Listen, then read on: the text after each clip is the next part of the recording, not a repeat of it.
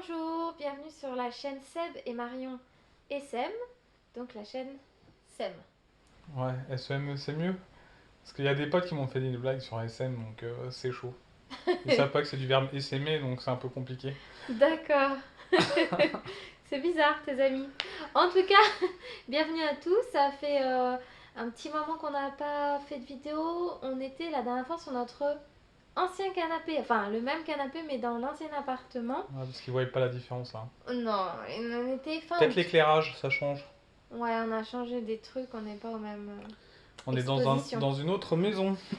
Et donc, je crois que c'était fin août, ouais, c'était juste avant le mois de septembre. On a déménagé en septembre, le temps de s'installer en octobre. Nous voilà mi-novembre pour vous faire une vidéo et faire un peu le bilan de ce défi qu'on a commencé donc début 2020. Hein, si vous arrivez sur la chaîne, donc c'est un défi qu'on a lancé début 2020, qu'on s'est lancé, d'aller vers plus de minimalisme et plus de zéro déchet aussi, d'aller vers le zéro déchet. Et on vous a aussi partagé notre parcours voilà, pendant cette année 2020 qui a été une année comme tout le monde chaotique. Donc par exemple on n'avait pas du tout prévu de déménager en septembre, mais du coup ça nous a permis d'avoir une pièce en plus. Donc pour le coup c'était pas minimalisme, c'était agrandissement, mais c'était fort intéressant de faire ça parce qu'on travaille tous les deux à la maison en fait pour tout vous expliquer. Donc voilà. Ouais, parce que en fait, notre habitat, on l'a pensé justement dans un fonctionnement normal, c'est-à-dire que on n'a pas besoin d'une pièce supplémentaire si on l'utilise pas, quoi, on n'en avait pas l'utilité. Mais maintenant, grâce au confinement, on a besoin d'une pièce supplémentaire, parce que sinon ça fait deux personnes qui parlent dans la même pièce en conférence. Euh, Meet, toi c'est quoi toi? Jitsi ou Zoom ou Zoom, tout ça. Skype ou téléphone. Tous les mots que vous connaissez maintenant, vous les aviez à peine effleurés avant 2020, on est d'accord? Donc, enfin voilà, donc Donc gros changement, parce qu'on savait qu'on allait se reconfiner. Et on a pris les devants du coup parce que même si on a bien vécu en fait le premier confinement, on savait que ça allait être compliqué le deuxième parce qu'on se gênait en fait tout simplement mutuellement. Donc voilà, on a repensé notre intérieur.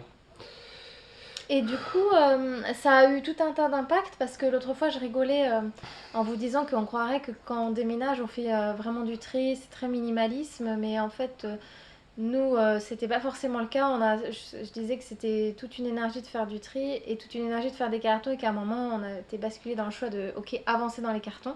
Sinon, ça va mettre trop de temps à faire du tri de tout. Et là, pour vous donner un retour minimalisme post-déménagement, moi j'ai quand même fait beaucoup de tri. C'est pas encore fini, c'est en train d'être terminé. Du tri en ouvrant les cartons du coup. Et toi aussi, Seb, on a quand même évacué pas mal de choses. Donc ça a quand même du bon de déménager par rapport au minimalisme et à se séparer de choses où soit on se dit non, j'ai encore trimballé encore une fois de plus dans mes cartons, j'en veux vraiment plus. Parce qu'il y a ça aussi de déménager, on se rend compte de tout ce qu'on a. Pour ceux qui ne déménagent pas souvent, vous ne le savez pas, ceux qui déménagent un peu plus souvent, je pense, se souviennent de ce sentiment d'être fâché contre soi, d'avoir autant de trucs et de se dire non mais là, il faut vraiment que je fasse quelque chose. Donc ça a quand même, en tout cas pour ma part, accentué cette envie encore de me séparer de certaines choses où je me suis posé la question mais pourquoi je les ai encore. Et bon, voilà, j'avais besoin de temps et voilà. Je vais faire ça tranquillement dans l'hiver et faire un gros ménage de printemps en février. Croisez les doigts. En tout cas, c'est l'intention. Pour ce qui est du zéro déchet, Bah écoutez, le zéro déchet, notre dévi est à l'image de l'année 2020, c'est-à-dire chaotique.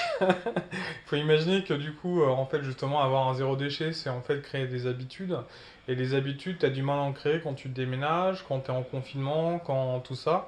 On a essayé plein de trucs et il y a tellement de choses en fait qui ne marchent tout simplement pas.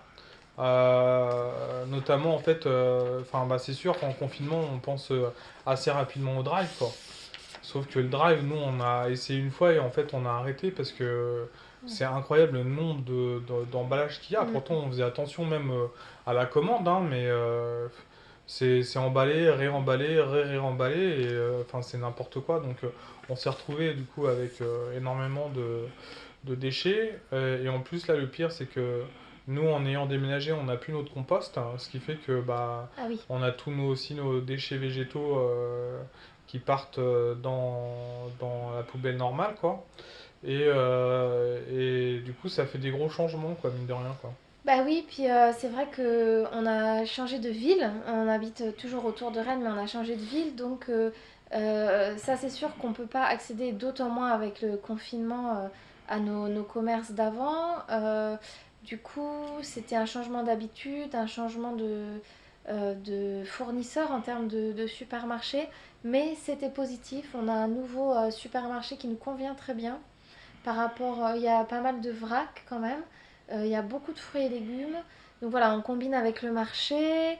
On a boucher, boulangerie. Donc bon, pour ce qui est du zéro déchet, moi ce que je dirais, c'est quand même que même s'il y a eu un moment de le temps de retrouver les nouveaux repères, ce qui a été mis en place est resté. Ouais. Les sacs à vrac, là on est parti ce matin avec nos boîtes à œufs. Bon après il y a tout ce que, on vous l'avait dit, qui a été mis en place avant le Covid, qui était l'ordre des tupperwares et des choses comme ça pour la viande et le fromage, où en fin de compte tout simplement en ce moment ils les prennent tout simplement pas pour des raisons d'hygiène, où ils ont des consignes, donc ça marche pas forcément. Euh, mais c'est vrai qu'on n'a pas réduit. Je pense qu'on en est à la même quantité. Par contre, effectivement, avec l'ajout, comme disait Sébastien, du compost pour nos déchets. Voilà. Est-ce que tu voulais rajouter quelque chose par rapport au zéro déchet? Je trouve que voilà, après, je pense que c'est comme tout, les derniers crans sont les plus. Comme on vous avait dit, les derniers pourcents à supprimer sont les plus difficiles. Et puis, on ne veut pas avérer non plus dans l'extrémisme, donc on fait aussi en fonction de notre cœur, des fournisseurs qu'on aime, hein, des fois, ou des stands au marché, ou des boutiques qu'on aime pour soutenir aussi, quoi. Donc, Mm. Bah après, c'est ce que j'ai déjà dû dire dans une autre vidéo, mais pour réduire en fait la quantité justement de déchets et tout ça, je pense aussi c'est du coup aussi changer de mode de vie. Là, on n'a pas vraiment changé de mode de vie dans le sens où est-ce qu'on a juste changé de ville, mais on est toujours comment dire, dans un petit village, une petite ville quoi, une petite ville, avec un boucher, avec un boulanger, etc., etc. Mais bah voilà, on produit pas de fruits et légumes. Ça c'est pareil, hein, du coup c'est extrêmement intéressant parce que ça du coup tu fais pas du tout de déchets quoi. on Euh, n'a pas de jardin, en fait, on ouais n'a pas voilà, d'extérieur, il n'y là. a pas d'extérieur, Hmm. mais enfin tout ça, c'est un ensemble, hein. Je pense que le mode de vie, enfin vivre en plein centre de Paris et ne pas faire de déchets, pour moi c'est un combat de tous les jours. Et Hmm. donc, est-ce que c'est ça en fait? Est-ce que tu veux avoir une vie où tu te bats ou tu veux une vie où est-ce que c'est naturel quoi? C'est ça la Oui, question quoi. est-ce que vivre est un combat, quoi? Donc on essaie de. Il y a le côté où on fait de notre part ce qu'on peut, et puis le côté où si ça nous crée trop de stress aussi, il y a un moment, faut vivre, et puis on va s'améliorer au fur et à mesure, quoi. C'est vraiment une démarche en cours. Voilà. Et puis ça nous amène à vous parler d'un autre projet, du coup. Bah ouais, Notre. parce que du coup, on avait notre projet justement d'achat de terrain avec où est-ce qu'on mettait l'objectif c'était de mettre une tiny house et puis comment dire fabriquer slash rénover en fait un bâtiment qui se trouve déjà sur le terrain mais sans apport des banques et tout ça en achetant simplement les matériaux au fur et à mesure quoi. Et en fait, figurez-vous bah, que c'est un projet qui n'est pas compris par les banques et qui ne veulent pas nous financer. Donc c'est plutôt cool, en sachant que je pourrais dépenser quasiment 30% de plus, enfin avoir un projet qui coûte 30% plus cher, et en fait ça passerait comme une lettre à la poste, sauf que là en fait bah, c'est un truc où bah, qui veulent pas financer parce que on sait pas trop, parce que ça leur plaît pas. C'est le coup de je crois que c'est le coup de la Tani, c'est le côté un peu mobilier, immobilier. Enfin, je sais pas, j'ai du mal à comprendre en fait, c'est un peu ça. Là, du coup, C'est-à-dire que. Oui, vas-y, pardon, je t'ai coupé. ouais, je dis, bah, on est en train de changer pour essayer de trouver un truc qui colle justement à ce que les banques veulent. Le problème, c'est que le projet commence vraiment à s'éloigner au fur et à mesure qu'on discute justement avec notre courtier et tout ça. Commence vraiment à s'éloigner de ce qu'on voulait au départ.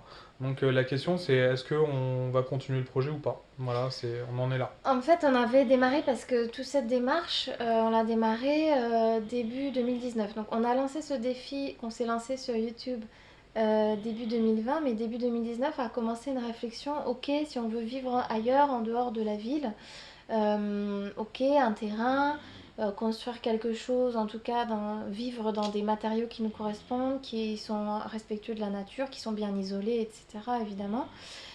Ok, donc il est passé plusieurs projets.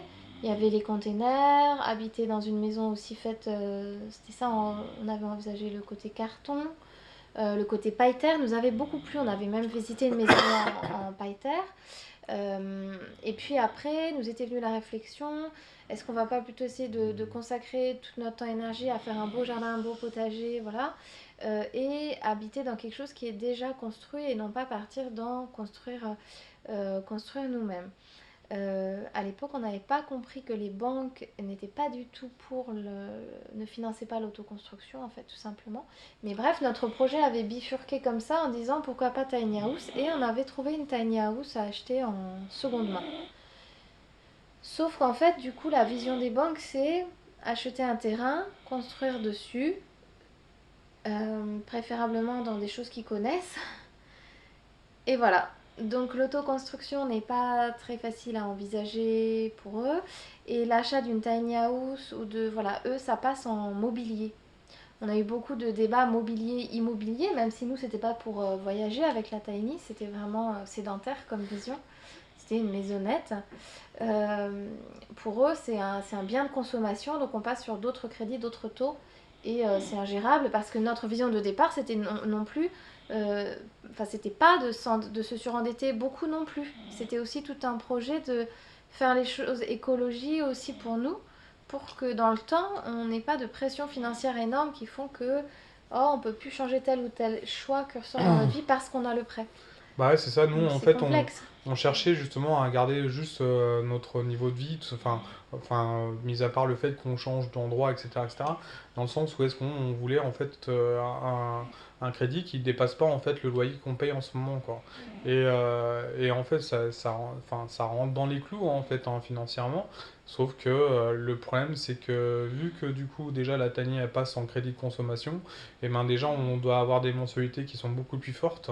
Et du coup, ça fait on paye plus cher en vrai que notre loyer actuel. Enfin, Et le deuxième point d'achoppement, c'est que... Oui, pardon. Bah non, vas-y. Bah, il y avait ça, du coup ça dépasse, parce que comme ça passe en conso, ça dépasse la mensualité qu'on s'était fixée. La deuxième chose, c'est que pour les banques, en fait, on ne peut pas acheter un terrain, vouloir construire quelque chose dessus. Nous, on voulait en autoconstruction rénovation. Et habiter dans la tiny, non, il faut la certitude du budget de construire et rénover ce bien qui est déjà sur le terrain. Mm. Pour eux, voilà, c'est ça qui est important pour eux. C'est ça. C'est ça. En gros, on rentre pas on rentre dans aucune case. Et donc voilà, là, ça commence à être un peu compliqué. Alors, on est en train de voir justement, on a abandonné l'idée de la tanière du coup, mais du coup, il faut qu'on construise quelque chose rapidement en arrivant sur le terrain. Alors, du coup, on nous a dit qu'on peut faire courir en fait les échéanciers de remboursement du crédit à partir du moment où est-ce qu'on habite dans la maison. Ok, c'est intéressant, mais enfin voilà, le truc c'est que sur les constructions, on veut pas d'une construction traditionnelle, hein, typiquement avec chape de béton, et puis Parpaing. parpaing, etc., etc. Alors vous allez dire, on est un peu des bobos, des écolos, enfin vous avez peut-être raison, mais en fait c'est que moi je comprends pas en fait l'intérêt de ce genre de construction, dans le sens où est-ce que déjà elles sont pour moi en fait hein, moins écologiques, et en plus elles ont une énergie passive qui est dégueulasse. Et en plus, enfin, c'est des matériaux de construction qui ont une énergie grise qui est juste énorme, qui ont un impact écologique énorme. Donc il n'y a aucun intérêt en fait à construire ça, si ce n'est en fait à construire vite tout simplement. Et enfin, c'est vrai que c'est plus rapide à construire comme ça, et c'est plus simple. Et c'est plus cher, non? Ouais, c'est plus, enfin, oui, par c'est plus rapport à la cher. paille terre, Ça dépend en fait au niveau parce que tu as la main-d'œuvre qui va être plus chère sur notre notre construction, projet, oui. mais les Mm. matériaux sont moins chers. Après, c'est justement pour ça que nous on voulait faire de l'autoconstruction, c'est que du coup on voulait faire nous-mêmes la main-d'œuvre, parce que du coup là on viendrait juste à l'achat des matériaux et la construction, des constructions, quoi. Typiquement, une charpente, bah, je l'aurais fait faire par un charpentier, mais enfin, c'est pas ce qui aurait coûté le plus cher, quoi. Après, justement, remplir les murs de ballots de paille. Une paille, une mode de paille, hein, ça coûte au maximum 2 balles, hein, 2 euros, quoi. Donc, enfin, je sais pas si vous voyez, c'est pas une brique, hein, ou un parpaing, quoi. Ça fait déjà un sacré volume, et du coup, ça remplit plutôt rapidement le mur, et enfin, imaginez, ça coûte beaucoup, beaucoup moins cher, quoi. Voilà. Ouais, donc là, en fait, la bifurcation qu'on opère, c'est ok, on a le terrain, ok, il y a une bâtisse dessus qu'on rénovera nous plus tard en autoconstruction, ça c'est nos histoires, mais du coup, on envisage la construction de quelque chose euh, avec des matériaux qui nous correspondent. Et donc là, on est en recherche d'un constructeur, on est en recherche d'une adéquation pour que les banques aussi disent oui à ce type de projet et ce type de matériaux et de constructeurs. C'est aussi quelque chose. Donc là, pour l'instant, on navigue au fur et à mesure. Et donc, si vous avez des gens dans vos contacts qui ont cette expérience-là, qui connaissent d'autres gens ou voilà, qui ont su comment faire par rapport à ça, n'hésitez pas à nous contacter directement pour nous en parler. On serait vraiment ravis si vous avez des pistes, si vous avez voilà, même des associations que vous connaissez qui sont spécialisées. Bien sûr, nous on fait nos propres recherches en avance, mais bon, on ne sait jamais.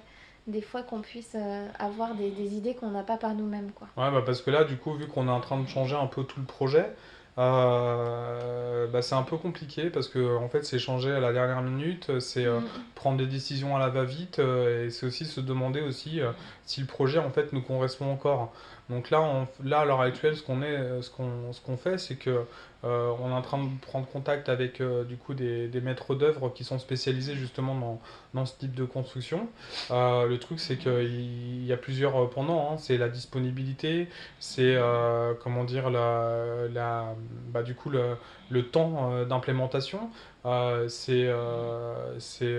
coût, c'est plein de paramètres qu'on n'avait pas pris en compte au départ parce qu'on avait un autre projet et qu'on est obligé de changer au dernier moment. En sachant que là, du coup, on a fait une promesse d'achat, hein. Du coup, même on a signé un compromis de vente. Et dans le compromis de vente, là, bah, on est un peu en dehors des clous, hein, parce que là, le crédit en l'état, il passera pas. Du coup, bah, on change pour coller un truc aux banques. Mais pendant ce temps-là, en fait, nous, notre promesse d'achat, elle doit s'arrêter en décembre. Donc, il faut qu'on repousse l'échéancier, faire une demande de permis de construire en même temps et tout ça. Enfin, ça commence à être enfin, c'est un changement de dernière minute qui implique énormément en fait de problématiques, et des problématiques en plus, il faut imaginer, parce que là c'est là où est-ce que c'est assez marrant, c'est qu'en plus on reconfine. Donc ça veut dire que là en fait typiquement les chantiers il est dans les choux mais totalement quoi.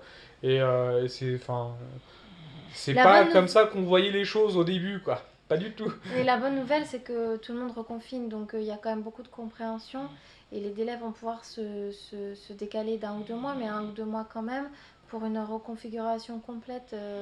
Là, on a eu certains fournisseurs au téléphone qui, eux, ben, savent ce qu'ils font en termes de constructeurs et qui disent oui, ok, d'ici 2 jours, je vous envoie ci, je vous envoie ça. Oui, mais nous, on a besoin de réfléchir, est-ce qu'on veut vraiment faire ce type de construction-là ou pas. Donc, on a besoin d'un temps de maturation, donc on va le prendre voilà, novembre, décembre, janvier. Les choses vont pouvoir se décaler pour le printemps, mais c'est sûr qu'on est un peu en reconfiguration, réflexion, prise éventuellement d'avis, de témoignages. Voilà, parce que là, bah, on a fait tout un cycle. On avait lancé ce projet au printemps, trouvé en été. Donc le fait que ça ne se fait pas, et ben, c'est de vraiment réfléchir à du coup ce qu'on voulait vraiment au départ, à quel point on peut s'adapter, parce que des fois bah, c'est comme ça, ce qui doit pas se faire se fait pas, et peut-être qu'il fallait pas qu'on soit en tiny house qui est quand même un format très petit. Là on le voit, on a quand même 2 pièces, c'est quand même un confort, etc. Ouais, Mais on il y a aurait eu deux pièces. s'adapter. Il y aurait eu la deuxième pièce avec le bâti dont on vous parle de toute façon, mais il y a s'adapter où il y a finir par dire oui à un constructeur où on ne cautionne pas ni ses méthodes ni ses matériaux. Donc c'est vrai que cette semaine on se dit oula, non, non, mais c'est pas parce que si on fait ça, on est sûr que ça plaît aux banques, qu'il faut faire un truc qui plaît aux banques mais qui plaît pas à nous. Et du coup, on a besoin d'un peu de temps qu'on va avoir, hein. Là, on a eu confirmation. Mais c'est sûr que ça a un petit peu fait le chamboule tout, quoi. De tous les côtés Voilà. d'ailleurs. Donc voilà où on en est. On voulait aussi vous partager ça. On n'en avait pas parlé jusqu'à maintenant. Parce qu'aussi, on n'avait pas forcément de certitude au niveau du terrain, pas de certitude au niveau de la tiny house. Mais en tout cas, on est en marche. On a trouvé le fournisseur à qui on voulait acheter l'atelier débranché, ils sont vraiment formidables. On vous les recommande si jamais vous avez ce projet de tiny house. On a fait des belles rencontres déjà tout au long de cette année. Des belles Atelier des rencontres, branchés Rennes, du ouais, coup, ils sont c'est formidables. sur la route de Vitré, entre Ouais. Rennes et Vitré. Donc, Des n'hésitez beaux pas à aller les matériaux. rencontrer. Ouais. Enfin, nous, on a eu un très bon contact avec eux. On est vraiment désolé du coup de pas pouvoir en fait acheter leur tiny house, hein. On s'était déjà fait, comment dire, on s'était déjà imaginé dedans et tout ça, hein, forcément. Et le problème, voilà, c'est que faut le savoir du coup, hein, c'est que si jamais vous partez sur un projet tiny house, ça va être un crédit de consommation, hein. Je vois vraiment pas comment ça peut passer Ou autrement. un apport, c'est-à-dire Mm. que vous-même vous avez dû revendre un certain bien et ça vous permet de financer votre tiny directement. Ouais, mais ça reste un crédit de consommation. Ou pas de crédit. Ah Si oui. on revend un Mm. bien, ben, on l'achète cash, quoi. Ouais. Mais c'est sûr que ça ne passera pas en Mm. immobilier. Ouais, parce que nous, on a essayé justement avec des plans sans les roues, etc., etc., ça passait pas, ça marchait pas. Non, ils ne considèrent pas Non, comme un immobilier. non. Donc voilà, un petit peu, je sais pas si tu voulais rajouter des choses par rapport à ça. Bah non, en fait, justement, on peut corréler un peu tout ça, en fait, ce que j'ai l'impression, du coup, de l'année 2020, parce qu'elle est en train de se terminer, et on sait pas si on va encore communiquer avec vous jusqu'à la fin de l'année. On va peut-être essayer, mais vu que là, en fait, à chaque fois qu'on essaie de se fixer une date, ça marche pas. Mais en même temps, enfin, il faut comprendre que ça a été compliqué ces derniers Ouais. mois. Donc, on est désolé, mais c'est comme ça. Et du coup, pour corréler, enfin, le zéro déchet, minimalisme, etc. En fait, c'est deux sujets en fait, mine de rien, en fait, qui ressemblent quand même à un combat en fait, mine de rien. Donc, je comprends en fait qu'il y ait des gens qui aient vraiment du mal à s'y mettre ou ce genre de choses parce que des fois, ça peut être un peu, qu'on appelle ça. Ça a l'air d'être un peu une montagne et tout ça, mais justement, enfin, je pense que il faut pas voir ça comme ça. Il faut se dire bon bah là ce mois-ci on peut pas, c'est tout. Et dire on a d'autres préoccupations. Il faut accepter en fait. Comment dire. Enfin pour moi, hein, je pense toujours quand on essaie de faire quelque chose au mieux, et ben du coup il faut s'y atteler, mais il faut pas que ça soit comment dire un motif de comment on appelle ça. Ah, de tension, de Ouais, de se stresser. tension, ouais, c'est ça. Faut pas que ça soit un stress Hmm. supplémentaire. Je crois que nos villes le sont assez. Donc voilà. Donc c'est aussi d'accepter des fois de ne pas être en adéquation avec ses valeurs, mais que c'est quelque chose de temporaire et que c'est pour passer en fait une étape, quelque chose. Enfin voilà. Enfin moi c'est comme ça que je le vois, du moins, parce que ces derniers mois, si jamais justement j'aurais focalisé sur oh putain, on a fait ci, oh putain, là ça aurait été impossible, quoi. Là, on a d'autres préoccupations. Je dis pas que c'est important, je dis pas que c'est pas ce qui doit passer en priorité ou pas, quoi, tu vois. Mais je pense que déjà dans cette période de confinement, dans cette période de changement, parce que ça va pas se terminer,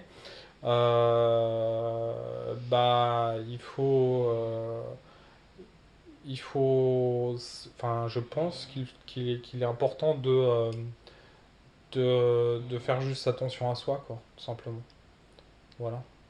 Moi, j'allais dire effectivement le mot combat. Moi, je vois plutôt ça comme un choix conscient. Donc, une conscience, une attention dans son quotidien. Pas tomber en mode automatique. Euh, c'est un peu comme quand on recherche des informations sur ce qui se passe, c'est être un peu plus vif, un peu plus... voilà, mais il y a des moments, pour vous donner un exemple concret, on déménage, les potes viennent aider, en face de la nouvelle maison, il y a quelqu'un qui fait des très bonnes pizzas, on nous a dit, on a pris des pizzas pour les potes, Et on a fait travailler ce monsieur. Et là, en plus, ben, comme c'est reconfinement, ben, il est parmi les gens dans notre ville qui travaillent parce que c'est possible pour lui d'être à emporter ou livraison. Et ben, on a recherché une pizza. C'est pas zéro déchet, forcément, il y a le carton. Mais il y a un moment, ben, on aide cette personne. Voilà, où là, c'était le déménagement, on voulait remercier les amis. On a pris des pizzas, c'était festif. Et puis voilà, c'est important d'aller aussi avec la vie, quoi, de continuer à vivre. Voilà, c'est ça le message. Tout en allant au plus proche au fur et à mesure de ces valeurs. Mais on est un chemin, quoi. C'est un cheminement qui se crée et qui se réinvente à chaque fois en fonction de ce qu'on trouve sur la route. Comme là, bon, bah, c'est pas comme on pensait le projet, donc on va faire autrement, quoi. La suite au prochain épisode, du coup. On va peut-être pas vous promettre le mois prochain parce que les 2 dernières fois ça a pas du tout marché. Mais je pense que si on promet en 2021, On est correct. je pense qu'on peut y arriver. On vous Ouais. dit pas quel mois. En tout cas, merci de nous suivre, merci pour vos retours. C'est chouette d'avoir créé cette communauté SEM. Ça fait vraiment plaisir d'échanger avec vous et puis de vous partager un peu notre cheminement, quoi, en espérant que vous aussi, peut-être ça vous fait au moins des réflexions ou au moins suivre nos aventures. Voilà. On vous dit à bientôt. Salut les gars! Bye bye.